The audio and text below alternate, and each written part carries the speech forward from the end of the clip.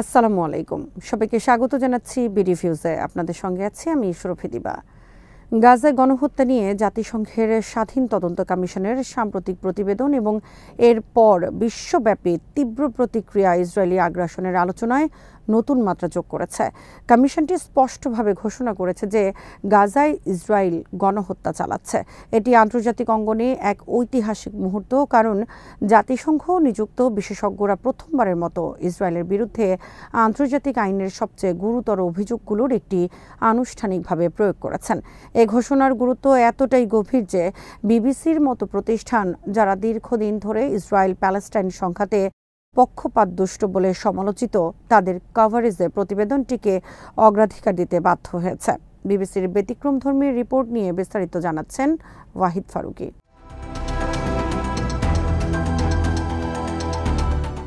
প্রতিবেদন প্রকাশের আগ পর্যন্ত অনেক পশ্চিমা রাজনীতিবিদ ইচ্ছাকৃতভাবে গণহত্যার শব্দটি ব্যবহার এড়িয়ে চলছিলেন। উদাহরণস্বরূপ, মার্কিন সিনেটর বার্নি স্যান্ডার্স দীর্ঘদিন ধরে ইসরায়েলি নীতির সমালোচক হলেও এতদিন এই শব্দটি উচ্চারণ করেননি। কিন্তু জাতিসংঘ কমিশনের ফলাফলের পর তিনি স্পষ্ট ভাষায় ঘোষণা করেন, উদ্দেশ্য স্পষ্ট, উপসংহার অনিবার্য। ইসরায়েল গাজায় গণহত্যা চালাচ্ছে। স্যান্ডার্সের মতো প্রভাবশালী কণ্ঠ যখন আনুষ্ঠানিকভাবে ইসরায়েলের সামরিক অভিযানকে গণহত্যা হিসেবে আখ্যা দেয়, তখন আন্তর্জাতিক সম্প্রদায় আলোচনার দিক বদলে যায়। সত্য আর গোপন রাখা যায় না। দমন ও প্রোপাগান্ডার দেয়াল যত উঁচু হোক, শেষ পর্যন্ত বাস্তবতা উন্মুক্ত হয়েই পড়ে।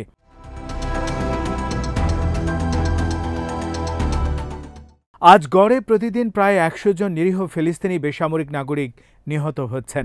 নারী, শিশু, বৃদ্ধ কেউই বাদ যাচ্ছেন না। তবুও পশ্চিমা শক্তি ও ইহুদিবাদী প্রভাব বলয় সর্বাত্মক চেষ্টা করছে এই হত্যাযজ্ঞকে আড়াল করতে।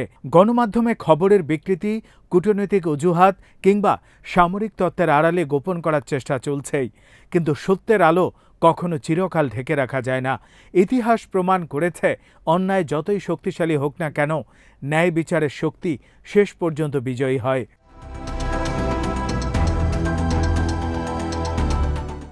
বিশ্ব রাজনীতির একটি পরিচিত রূপকল্প আমরা এখন স্পষ্টভাবে দেখতে পাচ্ছি। যখনই ইসরায়েলের বিরুদ্ধে আন্তর্জাতিক ক্ষোভ বাড়ে, তখনই বিশ্বের বিবেকবান মানুষ পূর্ব থেকে পশ্চিমে রাস্তায় নেমে প্রতিবাদ করে। তখনই ইসরায়েল নতুন আরেকটি হামলা চালায়। এর উদ্দেশ্য হল জনমত ভাঙা, সচেতনতার ঢেউকে অন্যদিকে সরিয়ে নেয়া এবং অপরাধকে গোপন রাখা। কিন্তু প্রতিবারই তাদের এই কৌশল ব্যর্থ হচ্ছে। বরং আগের চেয়ে আরও বেশি মানুষ ইসরায়েলের প্রকৃত চরিত্র সম্পর্কে সচেতন হচ্ছে।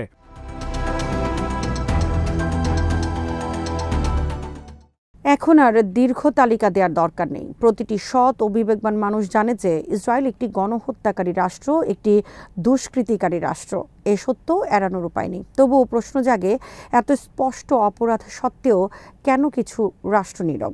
কেন পশ্চিমা শক্তি এখনও ইসরায়েলকে রক্ষা করছে?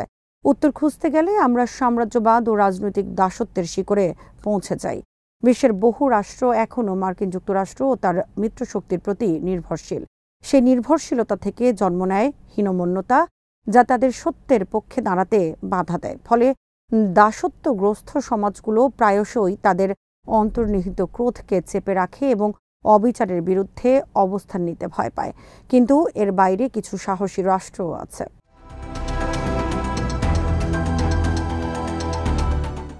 তুরস্ক, আয়ারল্যান্ড, নরওয়ে, সুইডেন, বেলজিয়াম, দক্ষিণ আফ্রিকা তারা স্পষ্টভাবে ইসরায়েলের গণহত্যার নিন্দা করেছে। আন্তর্জাতিক প্ল্যাটফর্মে বারবার ফিলিস্তিনের পক্ষ নিয়েছে। সম্প্রতি স্পেনও তাদের সাথে যোগ দিয়েছে, যা একটি বাস্তব তাৎপর্যপূর্ণ উন্নয়ন। এই সাহসী কণ্ঠগুলো প্রমাণ করছে দাসত্বের শিকল ভেঙে বেরিয়ে আসা সম্ভব।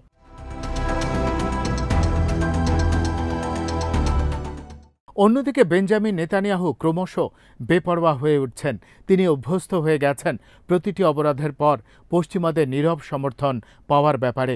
তাই যখন কিছু রাষ্ট্র তার নৃশংসতার বিরুদ্ধে মুখ খোলে, তিনি ক্রোধে ফেটে পড়েন। কিন্তু এতে তার অসহায়ত্বই প্রকাশ পায়।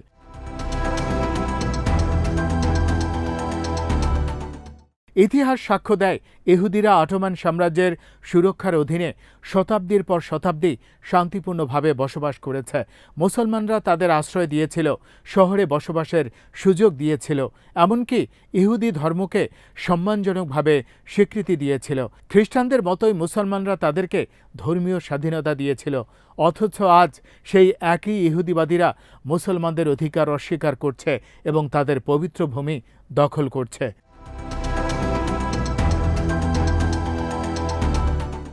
জেরুজালেম একটি শহর যা শুধু ভূখণ্ড নয়, বিশ্বাস ও আত্মার প্রতীক। মুসলমানদের কাছে যেমন কাবা আল্লাহর ঘর, তেমনি জেরুজালেমও আল্লাহর ঘর। এটি কেবল একটি শহর নয়, এটি আল্লাহর উপস্থিতি, ন্যায় বিচার এবং আধ্যাত্মিকতার প্রতীক।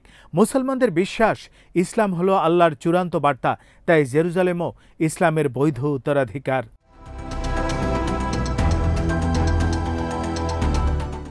তবু নেতানিয়াহু সম্প্রতি জেরুজালেমকে ইসরায়েলের দাবি প্রমাণ করার জন্য প্রাচীন একটি পাথরের ফলকের কথা উল্লেখ করেন। 2700 বছর পুরনো হিব্রু লিপি খোদাই করা সেই ফলক ইস্তানবুলে সংরক্ষিত আছে, কিন্তু এর মধ্যেই তার ভণ্ডামি প্রকাশ পেয়েছে, কারণ এটি অটোম্যান সাম্রাজ্যের অংশ হিসেবে সংরক্ষিত। তিনি পরোক্ষভাবে জেরুজালেমকে অটোম্যান ইতিহাসের অংশ হিসেবে স্বীকার করেছেন।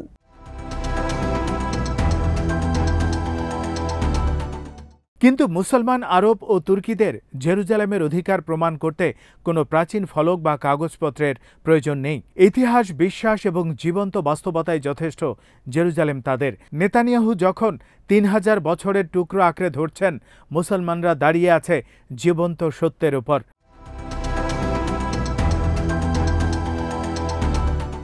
জেরুজালেম আল্লাহর ঘর, ধর্মের আত্মা।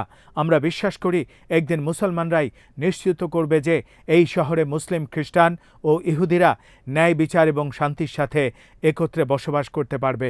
কিন্তু গণহত্যাকারী শক্তির হাতে জেরুজালেম অর্পণ করা তো দূরের কথা, তাদের হাতে একটি মুঠো মাটিও দেয়া হারাম।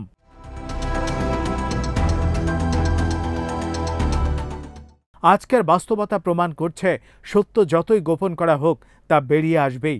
ইসরায়েল যতই দমন চালাক, যতই গণমাধ্যমের নিয়ন্ত্রণ নিক, একদিন বিশ্ব ইতিহাস তাদের গণহত্যাকে কালো অক্ষরে লিখে দেবে। তখন জেরুজালেম আবারও আল্লাহর ঘর হিসেবে মুক্ত হবে। সেখানে ন্যায় বিচারের আলো সবার জন্য সমানভাবে জ্বলে উঠবে।